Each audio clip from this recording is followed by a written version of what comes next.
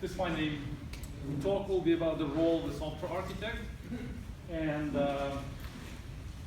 it's not going to be a talk, basically. I will try to convince you about my point of view. So it's going to be quite controversial. Who knows what my point of view is for this problem? Who knows what I think about that? Nobody. That's great. Oh, one person. Yeah, we had a discussion on the blog, right, about this, and this morning we also talked about that. So we have one person who's actually against my point of view. So that's great. I hope everybody will be by the middle of the conversation, and then by the end, I hope somebody will be convinced. I'll try to keep it short. I'll give it to you, and then I hope you will have questions. So who is the role of the software architect? Who is the software architect among you? Who thinks that is a software? Just one person? 2 people? 3? And who work with software architects in your day job? Who communicate with these people? All right, so there are way more, almost everybody. In my experience, I've seen like a few of these people with the software architect badge on their business card. And usually it's a person who's got a higher salary, who's got a better chair, who's got a better place in the office, who's present on most of the meetings, who's got a big title on the business card. So it's usually a person who we know this is a software architect. We know this guy is or a girl, a woman is paid way more than everybody else. But that's basically it in most cases. That's basically it. That's all we know about this role. And when they hire you, they also when they give you the title, they're looking for a software architect or the lead person in the team. They don't explain you what does it actually mean. They just say you need to be a software architect. I think it's kind of wrong. I think this job position, this title, is a completely different thing, and it really means something. And I'll explain what I think it should mean. I think the main idea of an architect or the main person in a technical team is the person who makes decisions, technical decisions. So it's the person who puts the signature on all technical decisions made in the team.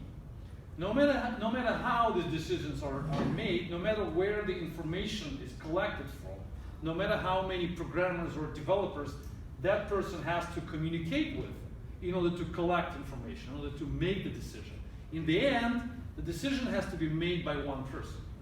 And this is how it should be. I mean, the flow of information, these people around the architect, they may communicate to each other. They may exchange information. They may discuss. They may have as many meetings as necessary. But in the end, when the decision has to be made, it has to be one person who makes the decision. This is kind of obvious what I'm saying, but in most cases it's not happening. In most cases we make democratic decisions. People are sitting together in the room and they vote for some decisions, they vote for some ideas, and then in the end, of course, the architect is more authoritative person.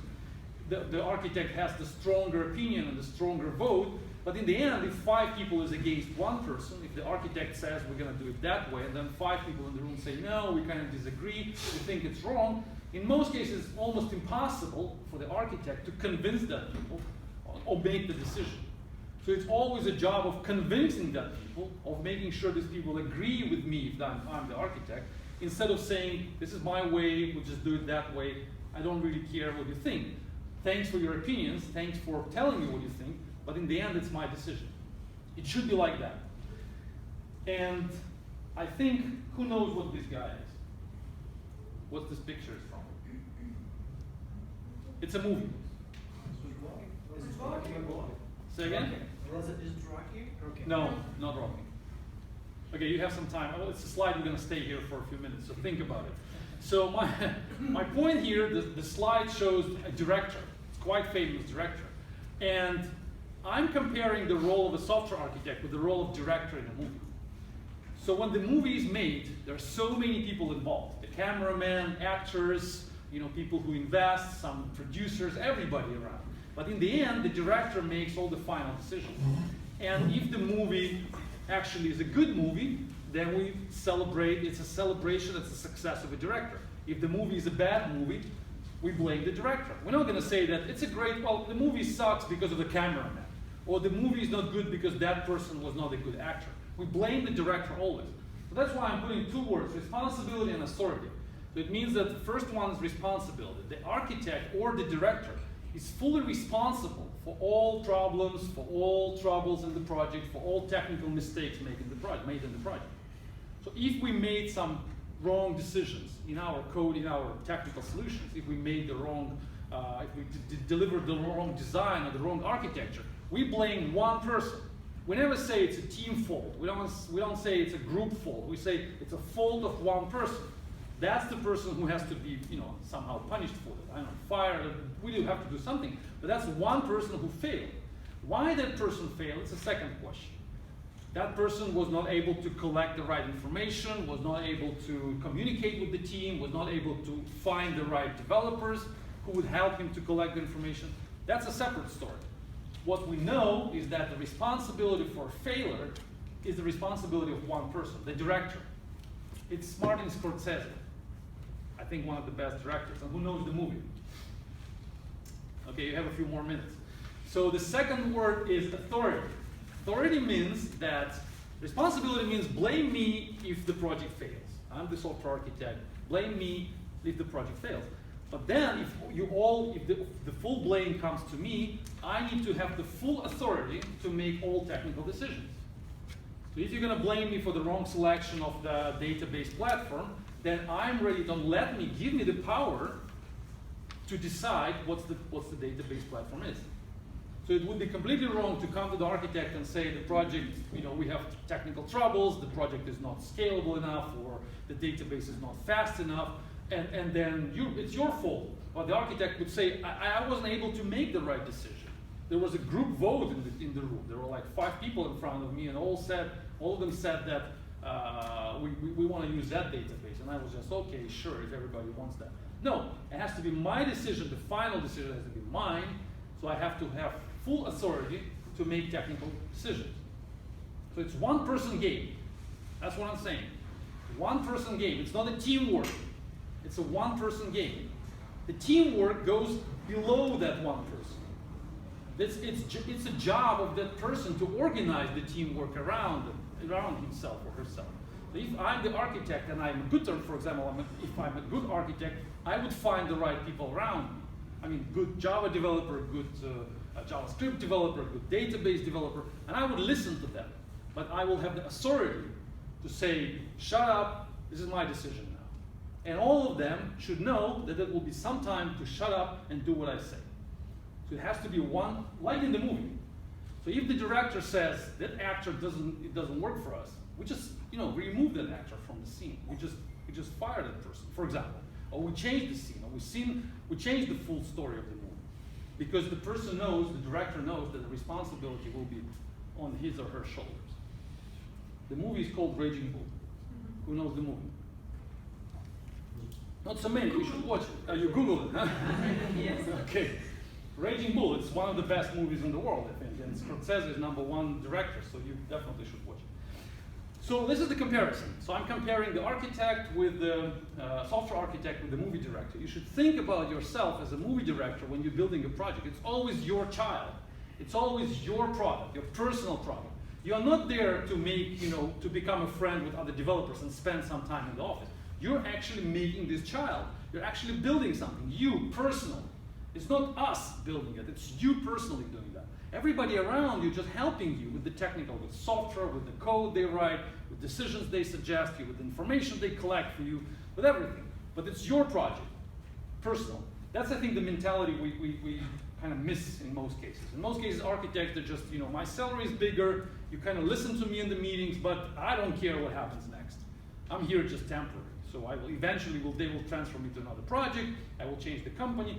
So don't blame me for that, and don't give me the authority to make any decisions here. It doesn't help the project. And here's the diagram, which demonstrates what I just said.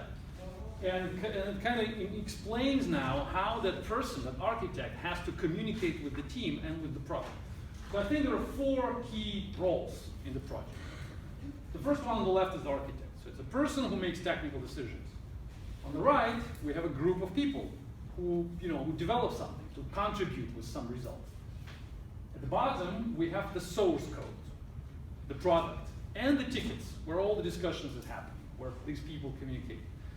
So I think that the link, the line between the architect and the team should be as thin as possible, or should not exist at all. So I think that the right way to communicate with the architect to the team is through the product. So the architect should not do teaching, coaching, training, explaining, mentoring. All of these words, I think, they kind of help developers for a moment, but in the long run, it kills the project, it kills the product, it ruins the whole idea. So once again, I think the communication between the architect and the team should happen through the product. So I'll give you an example. Let's say we have, the architect has to make some decision. The architect wants this product to go, the development go that way, and we want to use, for example, the NoSQL database instead of the database we have right now, the relational database. So the architect, instead of coming to the team, for example, the decision is already made, so I know that this is my decision.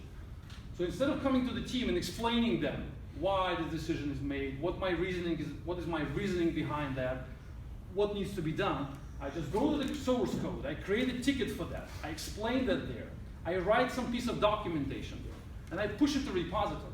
And then the team collects all that and knows exactly what I want.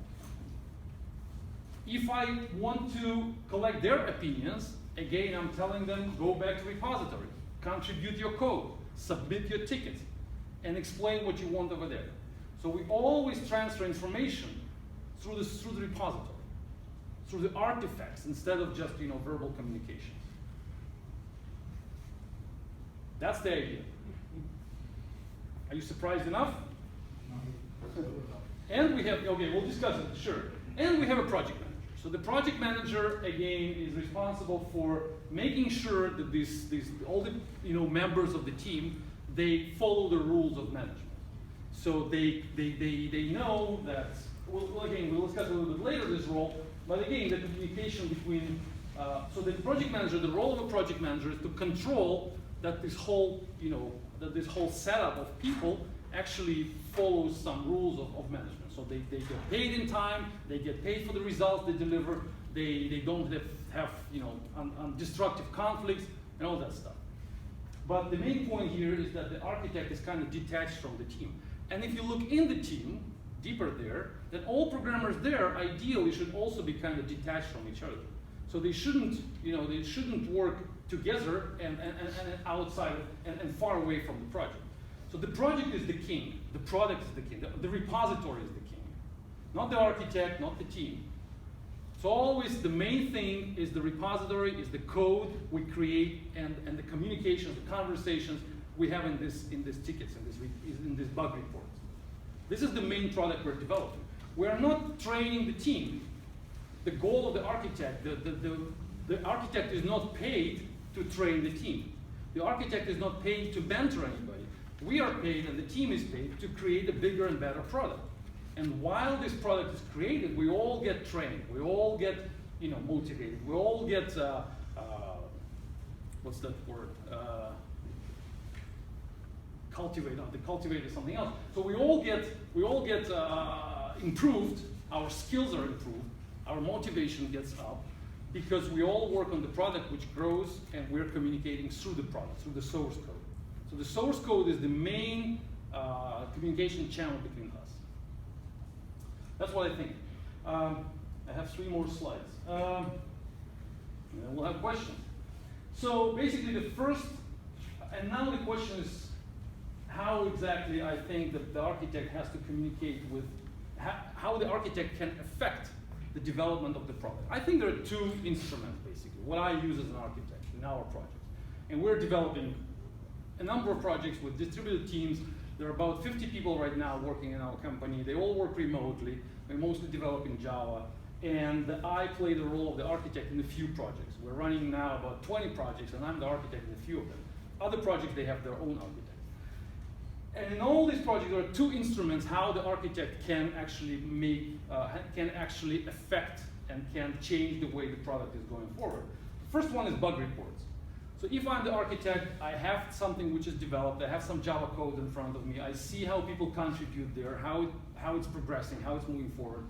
and I want to change it. So I go to the bug tracking system, and I create a bug, like in an open source project. I file a bug, I explain what's wrong, I explain what is wrong now, how it should be done in the future, and then I assign this bug to one of the developers. And then somebody will fix it later, and then the product will be improved, will be moved to the new direction, and it will be effective. So I don't go to the team in most cases. I don't tell them what to do. I don't lecture anybody. I don't train anybody like do it that way because of this and that. I don't explain it verbally. I create a document for it. This is how most of open source projects work. So it's a good practice. And the second instrument is code reviews. So then people, when I submit the bug, somebody starts working on that, and then later that person comes back with a code change. So they bring back, we work on GitHub, so they bring back a pull request. And in the pull request, we have the changes that person introduces. So then I'm, as an architect, I have the second opportunity to do something with the product. So I look at these changes, and I decide whether it's a good change or I need to make some comments and actually correct that person and make sure these changes are right. So that's what I do. First of all, I submit bugs, and I submit many bugs. So I explain and explain and explain what is wrong with the product, how it has to be improved, what needs to be changed. I submit bugs. I don't communicate with them. I don't sit at the meetings, and I don't mentor them. I don't lecture them. I don't train anybody. All I do is I'm saying how bad is the product right now and how good it can be in the future. This is what bugs are about. We are here, we want to be there. We are using right now that kind of a database, and it's not scalable. So let's change it to that kind of a database, which is more scalable. So that's a bug. And then somebody fixes that bug and comes back and say, hey, now it's a different database solution, and it's more scalable. Here's the change. And I'm looking at the change and I'm saying, no, I don't like it really. You did something wrong. Do it again. We're not going to accept it. And then that person will redo it, will rewrite it, and then come back with the change again. So there are two instruments I use, code reviews and bug reports. I don't know what you guys are doing. How you, when you are the architect, how you influence the way the project is developed, but let's start two instruments which we're using. And the second question is, what kind of report is coming back from the architect to the project manager? So let's say we have this architect, the architect is doing that, becoming sort of a technical dictator in the project, telling people what to do and listening to their opinions, sometimes yes, sometimes no, but always making changes and telling them what to do through these tickets. And then we need to communicate somehow with this architect, the project manager, who is a bit higher than the architect. The project manager needs to know what's going on and somehow control the architect. I think there are three instruments to control the architect. First, sometimes I'm a project manager for these architects who work with me, and I ask them to report to me. And I ask for three things. The first one is I'm interested to know the scope status. So the architect, because it's the main person in the development, the architect must know how much is done and how much is not done. So the high level overview of the scope must be in the hands of the software architect. So the architect must know that this is the amount of work we're looking for, and that's the amount of work we've done already. So we're sort of in the 50, like in half of our way. So that kind of information I need to know from the architect, being a project manager. Technically, so I need to know technically what's the estimate of the scope. The second question which I'm asking is, what are the problems right now? Like, what is wrong with the development? Again, the architect must know what is wrong because that information belongs to his or her job title. Issues means something is already wrong. So our database is not scalable. Our website is slow. Our web service doesn't support that kind of, doesn't support JSON, supports XML, but it has to. That kind of, we're using Java 7, but we have to use Java 6 on production, something like that. So issues, so problems which are already here. And point number 3 is risks. So the architect must overview the development and must know what potential problems we'll have in the future. So what may go wrong in some time, in a month, in 2 months, in a year. So like for example, right now the database is quite fast, but in half a year we'll have way bigger traffic and we'll have bigger problems with scaling the database. It's going to be slow. So all that kind of information the architect must report to the project manager, informing the project manager about the future. So that's what I wanted to say. And now your questions. Does it make sense? We have questions. Sure, let's go. Anyone. Let's start here. Yeah. Have you heard about Agile? Yeah, Agile, sure. And the second question: what is attrition on your What's what? attrition? Like people leaving, Retention rate. retention rate. That's a good question. So you're kind of saying that in that model, people will not like to work in that scenario, right? I wouldn't. You wouldn't, Yeah. because the architect is a dictator. Yeah. So- Personally, I wouldn't enjoy working. Yeah. In that kind of environment. Yeah. Well, in my experience, again, I can't convince you right now. We can't we can't build this environment right now. But in my experience, we're doing it for 4 years, and all the developers are so happy to be there, because they see the structure, they see the discipline. They know that there is some person who is responsible, and responsibility is clear, and they know that their job has pretty clearly defined scope. So I know that my job, for example, I'm a developer. So I know this is my task, this is the scope of my task. And if something goes wrong, if I don't like the decision, if I don't like the architecture, I know who to talk to. I know who's responsible. It's not the group responsibility where it's all messed up. And we just know that it's all us, all together, something goes down, we don't know who's responsible. So it's kind of this format, this structure, when we have clearly defined role, gives people way more satisfaction in their job. Satisfaction. So we have 0 retention rate, actually. People don't leave us because of that. Sometimes they leave us because, for example, they ask for money, we can't do that. Sometimes they leave us because they find some project somewhere there. But nobody never ever complained about having the architect in that kind of role. So I can't convince you just right now. Maybe you should somehow try it, I don't know. Yeah. But that's my experience. I had a different format for years, doing something else without that. And people were not happy. And me myself as well. Yeah, the question about Agile. So in Agile, we try to go to more autonomy team, right? So give them a vision, a mission, so they try to figure out themselves, because a group of people can find, probably better solution, right, than one person. And here it's more about, scope, project management. So it's still like smelling with waterfall, with old way of working. You're not the first one who is saying that. Yeah, So, I've heard that. I assume. I've heard that the waterfall is kind of people think so, but I think we're more extreme agile than traditional teams, because we actually allow people to do this collaborative work, but in a structured way. So if I'm the architect, I know that it's my responsibility to configure the structured, to configure the teamwork somehow, so that people communicate to each other, so that people exchange information. But then this information comes back to me, and I make the right decision. Because it's my, now I know that I have to organize that. If I'm the director of the movie, it's my, I need to organize this cameraman and actors and everybody to work better. Because I know everybody's gonna blame me. But if nobody's gonna blame me, like nobody's gonna say that this is your fault if something fails, if this movie sucks, then I will be just, whatever, who cares? I'll be in the office at 11 in the morning. Yeah, so But if for movie director, Yeah. you're probably right, but based on what Netflix says, right? Mhm. So they say that only 1 out of 10 movies really successful, because it's indeed a decision of the director.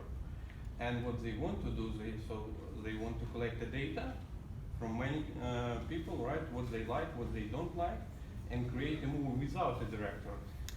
Well, this is right. I agree. I agree that in most cases your projects will fail because the director, the architect will be bad. That's true. But if they succeed, so let's put it this way, you will definitely find many bad architects. Of course, most of the architects will be bad, including people in this room, including myself. We are not, we're not perfect. So sometimes we'll do a bad job. We'll do wrong job. So in most cases, yes, projects will fail. But this format, this approach gives a chance for excellence. So if you want to be great, if you want to do something really good, this is the format where you can do that actually.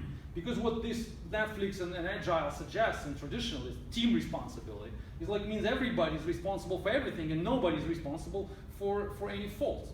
This is what the Agile, this team responsibility is teaching us, which I really don't like. So I think it should be personal responsibility, always, no team responsibility. If the 2 people are responsible, it's nobody's responsible. So It should be me, my job is this, your job is that. And it's clear border between us. This is mine, this is yours. You failed, you failed. We know who failed. I failed, I failed. It's my fail. So to clear, separate this responsibility makes all of us more motivated and more interested to work in this team. Oh, okay, more Related. questions. Yeah, go ahead. Related question. What do you think about mob programming? Mobile programming. Mob. Mob. What is it? I've never Толпа. heard. Which one? Толпа. Like not pair programming, where two people sitting on The group of people. Yeah, we understood that you don't like No, it. the but pair programming is perfect. The pair programming, I'm not against But that. it's the next step when not two but five. So one is developing Entire and team. it just fall like. And no. people are standing behind. Yeah, right. Exactly.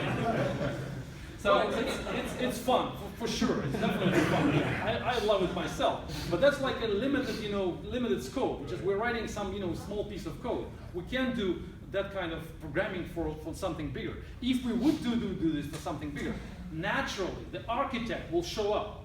Somebody, just try it. Just put 5 people behind you and put yourself in front of the computer and start writing code. In a few hours, probably, maybe earlier, you will see that one person is dominating and telling what to do, while other people are just watching. No, So you it will be naturally created the hierarchy of people. So some of them will climb on top and say like, do it my way, do it my way. He will just eventually, naturally will become an architect, and all other people will become just developers.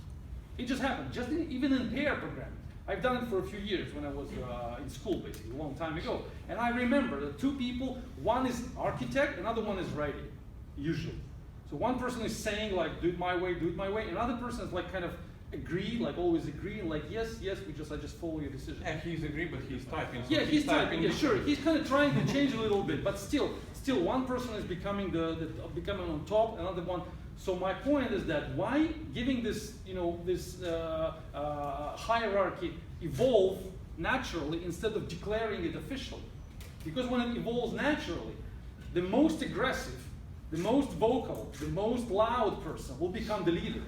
Not the smartest one, not the one who knows better, not the one who deserves that. Okay, we are talking again about Trump, so let's keep it. Yeah, yeah, exactly. Yeah, so we'll just get the most, the loudest person on top. But I'm suggesting to clearly define the rule and say no matter who's the loudest in this room, this quiet guy in the corner is the architect. So you guys can scream to each other for an hour, and then that person says, this, do it my way, and everybody just all right, because he deserves that. He knows better. Yeah. Do you think this approach will work for small teams? Yeah, I think it will work for a team of 2 people as Progress well. and die in the paperwork. The amount of paperwork. In the paper, yeah, in the paperwork. Well, we don't do it on paper. We do it online, of course, electronically. But we always do this through tickets. All the discussions through tickets, Yeah, like yeah, I said, through source code. In some teams, we may have like 1 person, 2 people. Even for 1 person, it's better than like that. Even for 1 person, if you're developing the project yourself, think about yourself as an architect in a team which doesn't have people yet. But these people will show up in a year. Like for example, right now I'm doing a few of my pet projects, and I'm the only developer there. But I know that as soon as these projects will become bigger, then definitely people will join me in some time, and they will want to know why I made certain decisions a year ago. Not because I was just smart enough to make them, but I have some records for that, some data for that. So I will prove. They will open the GitHub. And they will not ask me, like, hey, why did you decide to do that a year ago? They will just open the ticket, it will be just explained by myself, to myself. I'm just saying, hey, this doesn't work, I want to change it that way, that's a bug, and then I make changes and I close the ticket. You can check my GitHub, I did it yesterday, for example. So, yeah, more. So we were talking about influencing how the project goes to the microboards and code reviews. So my question is, what's your opinion about contributing to the code itself, maybe on occasion, and about the structuring teams through the code, through the implementing some kind of contracts, saying those are immutable and you guys should follow those? Yeah, that's perfect. That's completely in line with what I just said. So of course, the architect has to create that kind of rules. But not only rules, I mean about the coding itself. What's your opinion about the software architect writing code? Oh, they have to write code, of course, yeah. The software architect, I think, is one of the main contributors to the source code, has to be. So The software architect should not be in the meetings talking and talking. The software architect has to write code, and I think the biggest amount of code, well, it should be some balance, but a big amount of code should be created by the architect, of course. He's the main guy, because this is the way to teach the team as well. So I'm not sitting in the room and teaching you guys how it should code be structured because I'm so smart. No, here's my code, open it, take a look what I did. Look at my commits, look at how I did this unit testing yesterday. This is how I create unit tests. Just copy me. Don't ask me questions. Don't come to me and say, hey, teach me unit testing. That's so interesting. I'm so interested to know what you think about unit testing. It's waste of money. It's waste of time. I'm going to teach you. You're going to leave the team tomorrow. Then what? I just wasted my time teaching you. That's not what I paid for.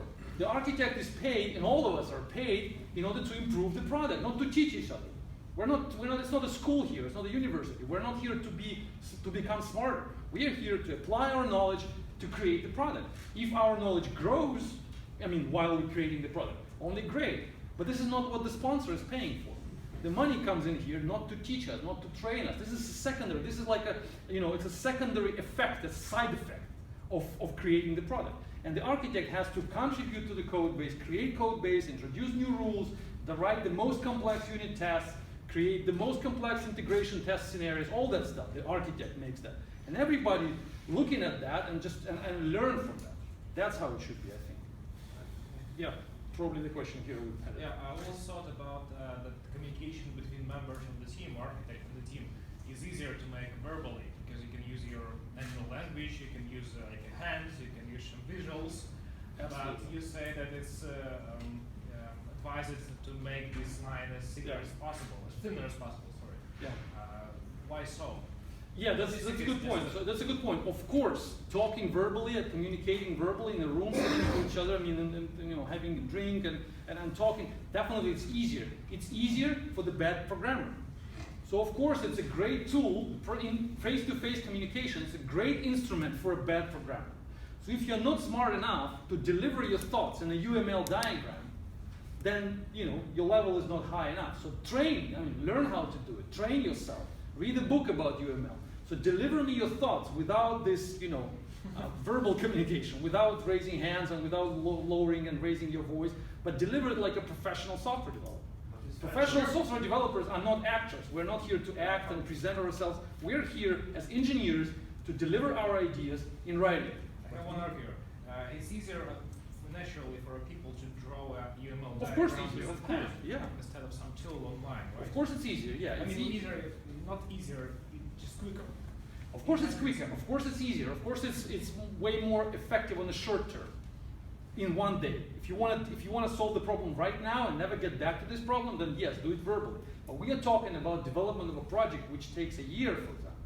So if you deliver it to me now verbally, and I understand you, and then he joins the project tomorrow. So he's like, what guys you were talking about yesterday? And we're like, hey, forget it. You're not going to understand it. That's it. It's a question about documentation, right? It's always a question about maintainability. You can How always do it maintainable? after explanation.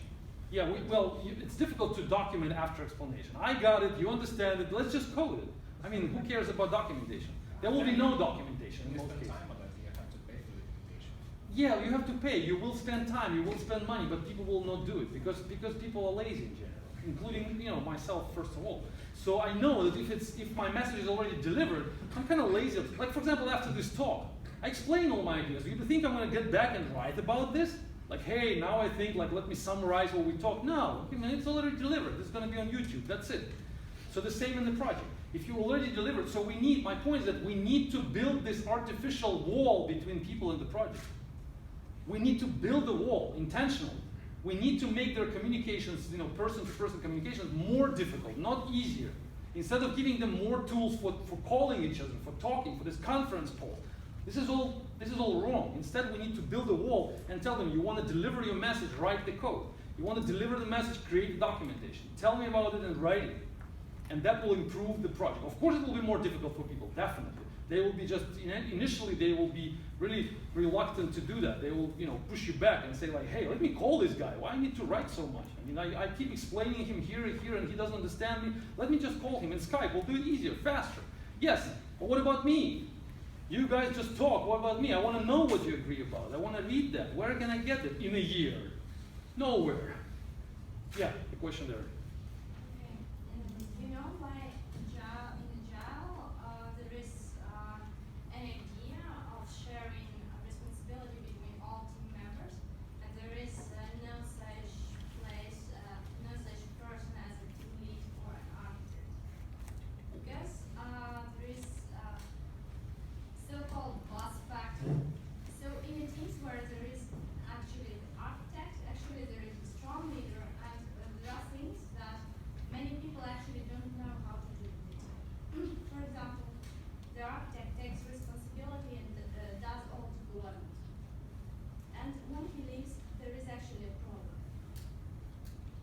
because nobody knows how to do that.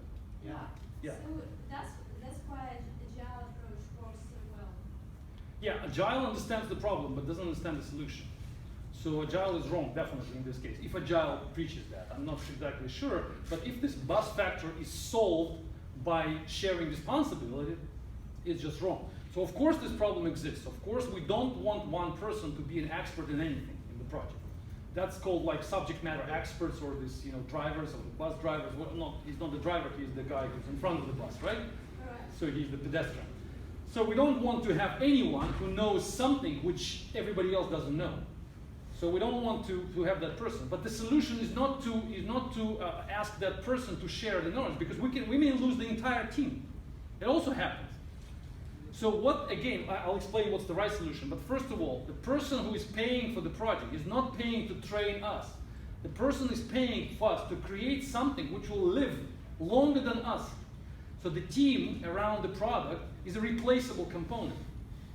The product is what it's paid for. We are replaceable people. We can go away and somebody else will join the project.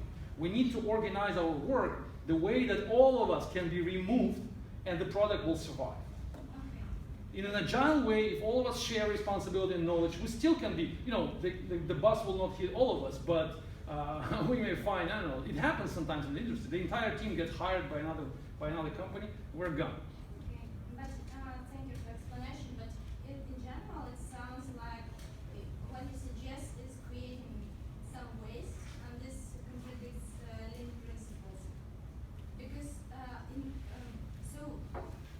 in many companies, what we do is build a product, and we need to build it as fast as possible. As fast.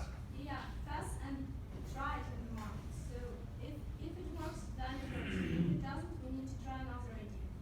And to do that, we don't need to create extra documentation that is not necessary, or extra explanations, or tickets that some bug reports that may not have any business impact. And I totally agree. There are some cases where we're building this so-called throwaway products, throwaway code. When we just sit together for 3 days in the same room, 2 programmers, 5 programmers, we just code something, whatever it is, we just throw it in the market, mobile. I talked to one company a few weeks ago in one conference, and they told me, I was kind of discussing that, and one person told me, what we're doing, all our job is about creating mobile apps which nobody uses.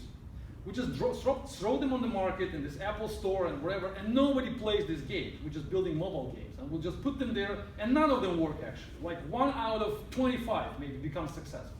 So we are routinely creating these trash applications. We put them on the market. We don't know which one people will like, and then eventually one of them just say, boom, this game, for some reason, people become addicted with this game.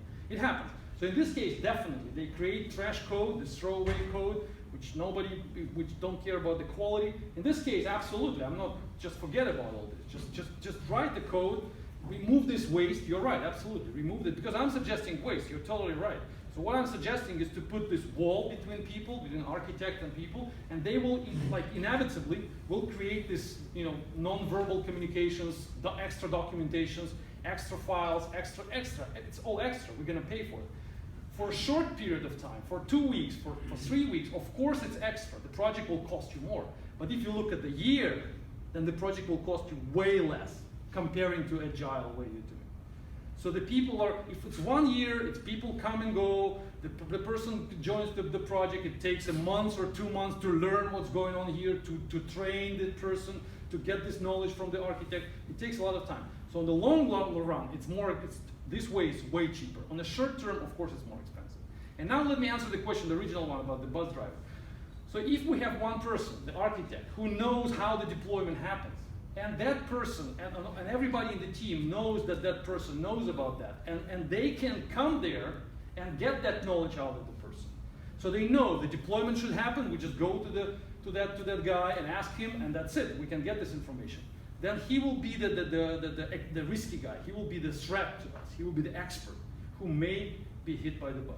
But if there is a wall between me and that guy, I cannot go there. I cannot ask him anything. All I can do is submit a bug and say, I can't find this information about the deployment.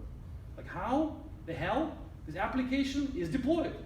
That's my bug. I joined the team today, and tomorrow my first day in the office, and this is my first bug. Like, hey, I can't find information about the deployment.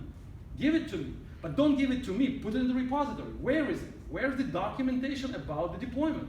I don't care who does the deployment. I don't care who's the architect here. I don't want to talk to that person. The information has to be in front of me. And here's my bug report. That's it. And that architect will report it. I mean, we'll submit that information to repository. Problem solved. He may be hit by the bus, but we have the information. I mean, we love the guy, but still. Okay, but what would motivate the developer to ask this question if he can only write this code and get his salary?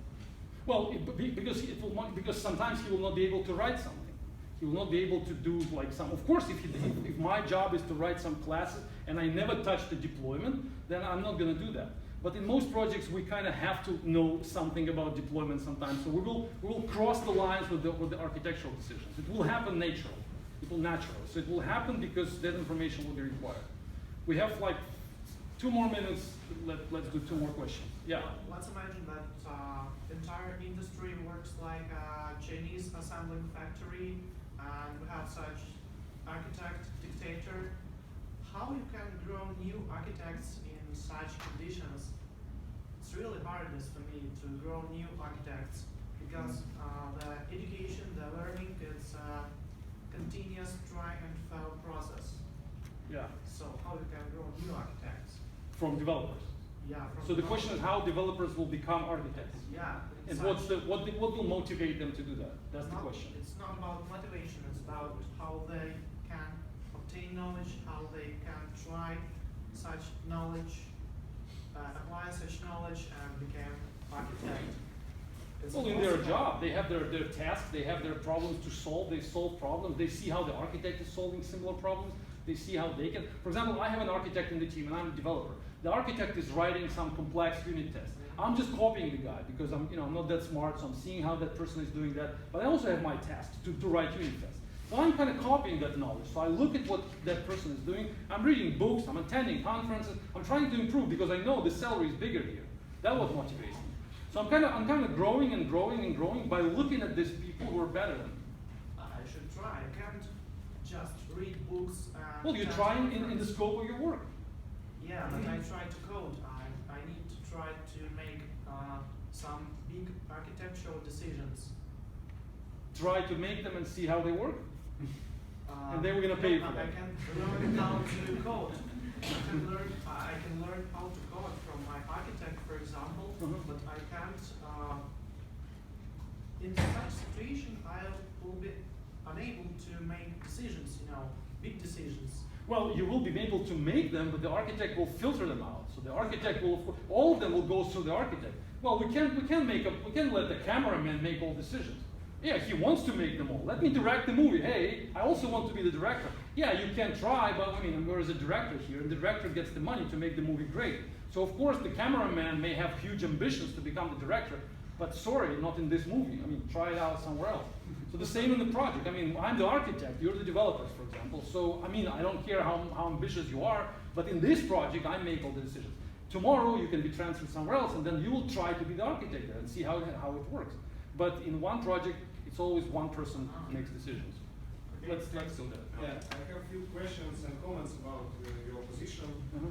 What about scalability of your environment? If you are super tyrant type architect and you say everybody what to do or what not to do, what they could try and prevent some actions, it's really hard for developers to learn in such environment when you just observe how other people works. You're not experiment enough, you're not fail enough to learn the real lesson. When you not fail, you learn not so fast. And it really would be hard to get next architect when this first guy would be hit by bus, for example, yes, or case like this, where you can find the next guys and how to scale the system, where to find a lot of such architects with such expertise if next generation are not developing enough weak. And one more remark. You say that what if we teach them and they will leave our company? There is a joke that what if you not teach them and they will stay? Maybe it would be. We don't teach anybody. We don't teach anybody for 4 years and nobody leaves us. So that's the lesson I've learned. And Don't how do you teach feel about anybody. Don't teach them. Respect them that they will teach themselves. When you teach somebody, you kind of take initiative out of the hands of that person. Don't teach them. Let them learn themselves. Well, That's the more coach. respectful attitude to people, I think. Instead of teaching them and looking at them like people who are not smart enough, they are already smart enough. Give them tasks. Let them work on tasks and see how they perform. If they don't perform, they will just leave for actual real business reasons. But instead of not make it a school. That's a typical mistake. Don't turn your project into a school. Don't teach anyone. That's wrong. Don't teach them. Just build the discipline. Build the rules around your team, and then they will learn by themselves. But quick, yeah. Yeah, really quick one. So in the last few thousand years, we are living, in a really hierarchy environment. Yeah, so we saw that empires fell down, so more democracy countries. We see that even more distributed society is growing up, right? Mm-hmm. So if you look at Airbnb, Uber, and that kind of application, so if you even look to blockchain, so it will be decentralized society. Yeah. So in such system, there is totally different mindset. How you Yeah, see it's totally different mindset. I think in the project, decentralization or this holacracy, yeah, like the alternative to, I think it's just wrong. It's just the wrong movement, totally wrong. Okay. A project has to be structured like a pyramid. A project, an organization, a family, I don't know, a society, you build it the way you want, in a democratic way. But the project, to be successful, has to be structured like a pyramid. The leader on top, these people report to the leader, these people report to that people. This is the only structure which actually is able to produce any results. If we just want to have fun in the office, if we want to just enjoy the company, and make friends, enjoy the time we spend in the office, then yes, of course, remove the leader, because the leader will actually tell you what to do. Remove the leader and enjoy the company. But this is not the goal of the project, of any project. All projects, they want to make, products and profit. So we need the structure, we need to build it like this. Probably this is the final. We may ask questions later, but we have just 5 minutes before the next talk. So I'll be outside. Ask me there. Thank you very much.